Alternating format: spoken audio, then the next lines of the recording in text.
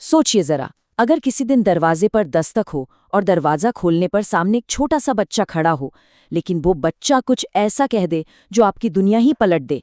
चलिए, आज चलते हैं हरियाणा के एक गांव और सुनते हैं एक ऐसी ही कहानी। एक ऐसी कहानी जो पहचान, याददाश्त और हमारे यकीन सब पर सवाल खड़े कर देगी। तो दरवाजे पर खड़े उस बच्चे ने सीधे एक बूढ़े आदमी की आंखों में देखकर बस यही कहा, मैं तेरा आजू, पहचाना नहीं के? अब देखिए, ये कोई मजाक तो था नहीं। ये तो एक ऐसा दावा था जिसने उस परिवार की शांत सी जिंदगी में मानो एक तूफान ला दिया हो। तो कहानी कुछ यूं शुरू होती है। एक परिवार है, अपनी रोज की जिंदगी में मगन। तभी कुछ अजनबी दरवाजे पर आते हैं और उनके साथ है एक छोटा सा लड़का, और साथ में है एक ऐसा दावा जो उस परिवार का आज और कल सब कुछ बदलने वाला था। अब ये पूरी कहानी, ये पूरा मामला जिस एक चीज पर टिका है वो है पुनर्जन्म का कॉन्सेप्ट। मतलब ये मानना कि आत्मा मरती नहीं, बस एक शरीर से दूसरे शरीर में चली जाती है।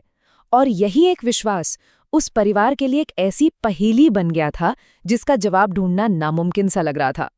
तो दावा क्या था?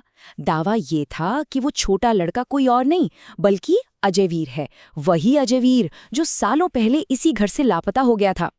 और सोचिए, वो खड़ा किसके सामने था? अजयवीर के अपने परिवार के सामने। उसके पिता, उसकी पत्नी गीता और उसके बच्चे नोनू और सुनैना। उनके लिए तो ये बात सोचना भी नामुमकिन था, है ना? पर कहानी सिर्फ एक दावे पर नहीं रुकी। असली खेल तो तब शुरू हुआ जब उस बच्चे ने एक के बाद एक ऐसी बातें बतानी शुरू की जो सिर्फ और सिर्फ घर के लोग ही जान सकते थे। ऐसी यादें जिनके बारे में किसी बाहरी इंसान को पता होना इम्पॉसिबल था। जैसे ही वो लड़का घर में घुसा, उसकी नजर एक खाली जगह पर पड़ी और उसने तुरंत पूछ लिया, यहाँ तो एक नीम का पेड़ था, वो कटवा क्यों दिया? और सिर्फ इतना ही नहीं, उसे वो वादा भी याद था जो अजयवीर ने अपनी बेटी से किया था कि वो उसी पेड़ पर उसके लिए एक झूला लगाएगा। और फिर वो लड़का अजयवीर की सास की तरफ मुड़ा और एक ऐसा राज खोल दिया जो सिर्फ उन दोनों के बीच था। उसे याद दिलाया कि कैसे अजयवीर ने वादा किया था कि वो उनका मोतियाबिंद का इलाज करवाने दिल्ली ले जाएगा। सोचिए, एक ऐसी बात जो कब की भुला दी गई थी, आज अचानक फिर से सामने आ गई थी। और तो और वो अजयवीर के बेटे को उसके घर के नाम नोनू से बुलाता है। अब ये छोटी छोटी बातें थीं, लेकिन इतनी पर्सनल थीं कि परिवार का जो शक था ना, वो धीरे धीरे चटकने लगा था। सोचने वाली बात है, एक अजनबी बच्चे को ये सब कैसे पता होगा? लेकिन जहां एक तरफ कुछ लोग हैरान थे, वहीं घर में एक आवाज ऐसी भी थी जो इस दावे को मानने को बिल्कुल तैयार नहीं थी। और वो आवाज थी अजयवीर की बेटी सुनैना की। उसके लिए ये सब एक बहुत बड़ा धोखा था और कुछ नहीं। सुनैना का पॉइंट एकदम क्लियर था। उससे लगा कि ये लोग फ्रॉड हैं, धोखेबाज हैं, जो बस उनके परिवार की भावनाओं से खेलने आए हैं। उसे इस कहानी में 1% भी सच्चाई नजर नहीं आ रही थी। तो अब घर के अंदर ही ना एक तरह की जंग छिड़ गई थी।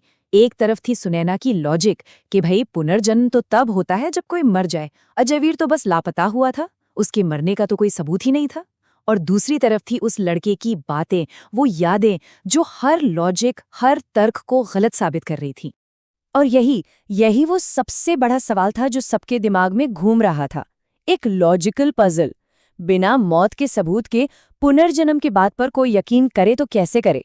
यही तो शक की सबसे बड़ी जड़ थी। मगर फिर कहानी में एक ऐसा ट्विस्ट आया जिसने सब कुछ पलट कर रख दिया।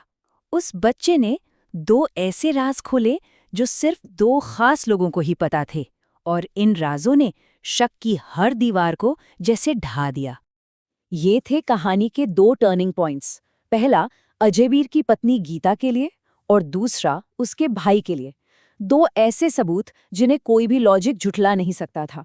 लड़का गीता की तरफ देखता है और अजयवीर की एक बहुत ही पुरानी आदत, एक शिकायत उसे दोहराता है। वो कहता है, अचार को अलग कटोरी में रखा करना, सारा तेल रोटियों पर लग जाता है। ये सुनते ही गीता के तो जैसे होश उड़ गए। अरे, ये तो पति पत्नी के बीच की एक बहुत ही निजी बात थी। एक छोटी सी आदत जिसके बारे में किसी तीसरे इंसान को पता होना तो दूर, कोई सोच भी नहीं सकता था। बस उसी पल गीता को यकीन हो गया। और इसके ठीक बाद वो लड़का मुड़ता है अजयवीर के भाई की तरफ और उसे याद दिलाता है बचपन की एक ऐसी शरारत जिसे शायद वो खुद भी भूल चुका हो। वो उस दिन की बात बताता है जब दोनों ने कान की बालियां बेचकर बीड़ी पी थी और भागते हुए भाई का पजामा तक फट गया था। बस ये आखिरी सबूत था, एक ऐसा राज जो सिर्फ उन दो भाइयों के बीच ही दफन था। और ये सुनते ही अजयवीर के भाई के मन का सारा शक, सारा सवाल सब खत्म हो गया। उसे पूरा यकीन हो गया कि ये कोई धोखेबाज नहीं, ये उसका भाई ही है। तो अब परिवार को यकीन तो आ चुका था, लेकिन कहानी यहाँ खत्म नहीं हुई। असल में यहाँ से एक नई और शायद पहले से भी ज्यादा मुश्किल समस्या शुरू हुई कि अब आगे क्या किया जाए। पूरा परिवार एक धर्म संकट में फंस गया था। मतलब एक ऐसी उलझन जहां कोई भी रास्ता आसान नहीं था। सच तो सामने था, पर एक छोटे से बच्चे को कोई अपना पति या पिता या भाई माने तो कैसे माने? और सबसे बड़ा सवाल, समाज क्या कहेगा? और इस पूरे टेंशन को और भी ज्यादा बढ़ाने वाली बात ये थी कि घर में बेटी की शादी की तैयारियां चल रही थीं और शादी में बचे थे सिर्फ 15 दिन। अब ऐसे में इतना बड़ा फैसला कोई कैसे ले सकता है? तो इस नामुमकिन सी सिचुएशन में दादाजी एक फैसला लेते हैं। वो कहते हैं कि ये फैसला अकेले नहीं लिया जा सकता, इसलिए गांव के बड़े बुजुर्गों को बुलाया जाएगा, पंचायत बैठेगी और वही तय करेगी कि आगे क्या करना है, ताकि जो भी हो सबके सामने हो। और कहानी हमें यहीं इसी मोड़ पर छोड़ जाती है, एक अधूरे फैसले के साथ और एक सवाल के साथ कि जब सबूत, एहसास और लॉजिक सब एक साथ उलझ जाएं, तो एक इंसान को किस पर यकीन करना चाहिए, अपने दिल पर या अपने दिमाग पर?